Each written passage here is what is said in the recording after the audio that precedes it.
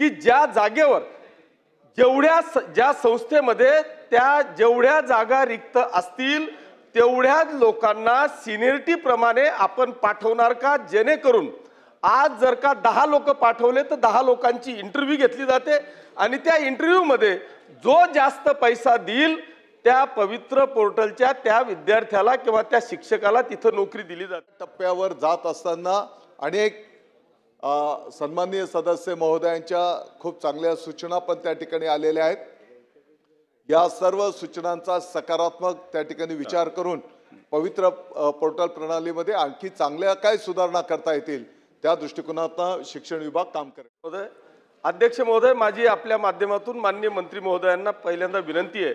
पहिल्यांदा मी आपल्या राज्य सरकारचं मनापासून अभिनंदन करतो की या राज्यामध्ये ज्या होतकरू विद्यार्थ्यांची डीएड बीएड झालेल्या विद्यार्थ्यांची जी शिक्षण संस्था चालकांकडून लूट होत होती ती बंद करून एक पवित्र पोर्टल या ठिकाणी चालू केलं।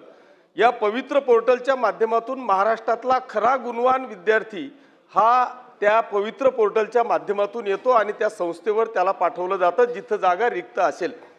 पण अध्यक्ष महोदय, माझी विनंती आदरणीय शिक्षण मंत्री महोदयांना आहे की आपण जिथे एक जागा रिक्त असेल त्या संस्थेमध्ये आपण 10 लोकांना पाठवतो आणि या 10 लोकांना पाठवल्याच्या नंतर पुन्हा त्या संस्था चालकाला लूट करण्याची संधी आपण उपलब्ध करून दिली आहे।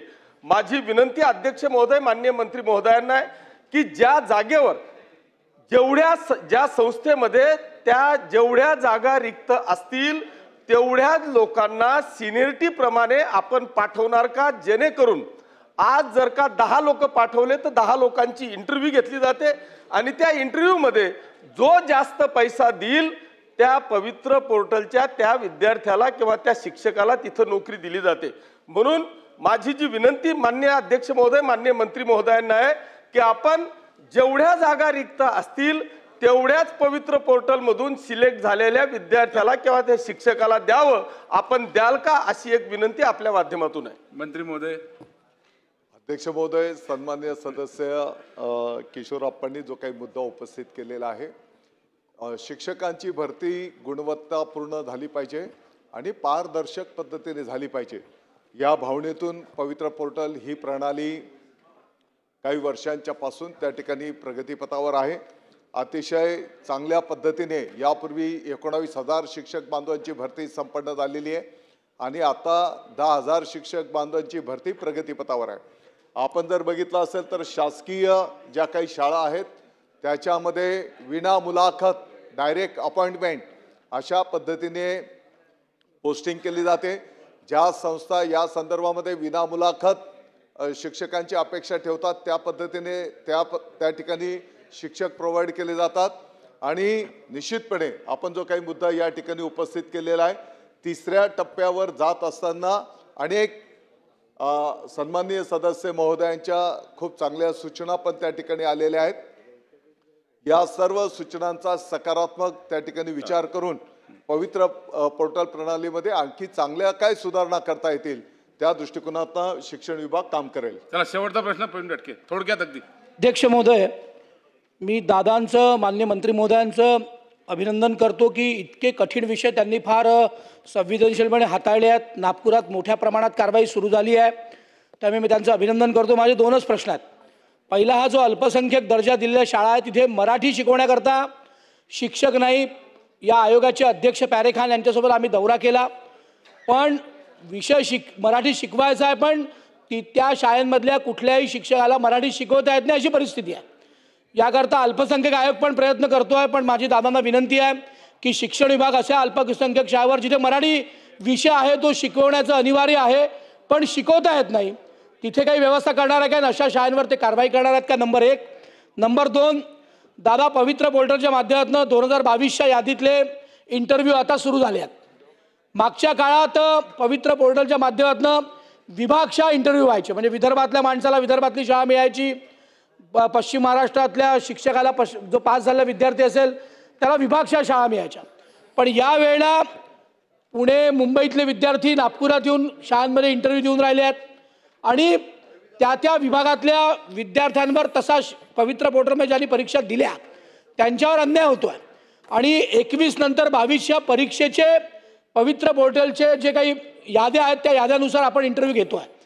आता माननीय पाटील साहेबांनी सांगितलं तसाच विषय आहे की एक तर त्या शाळा यांना घेत नाही आणि त्या शाळा रिकाम्या राहतात आणि मग ते कॉन्ट्रॅक्ट बेसिसवर शिक्षक ठेवून त्याला पगार देतात.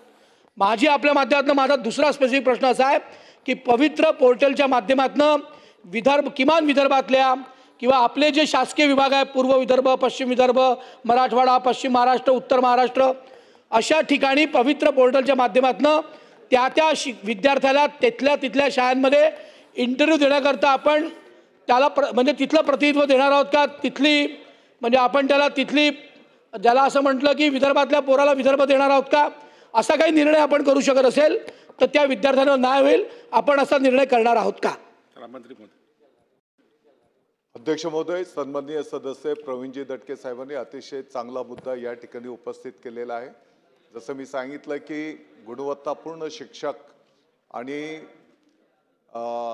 त्या ठिकाणी पारदर्शक पद्धतीने निवड झाली पाहिजे या भावनेतून जी काही पवित्र पोर्टल प्रणाली आलेली आहे त्याच्यामध्ये आपण जे सांगितलेलं आहे त्याप्रमाणे पण आपण येणाऱ्या काळामध्ये जे काही बदल करणार आहोत त्याच्यामध्ये या गोष्टींचा समावेश करणार आहोत.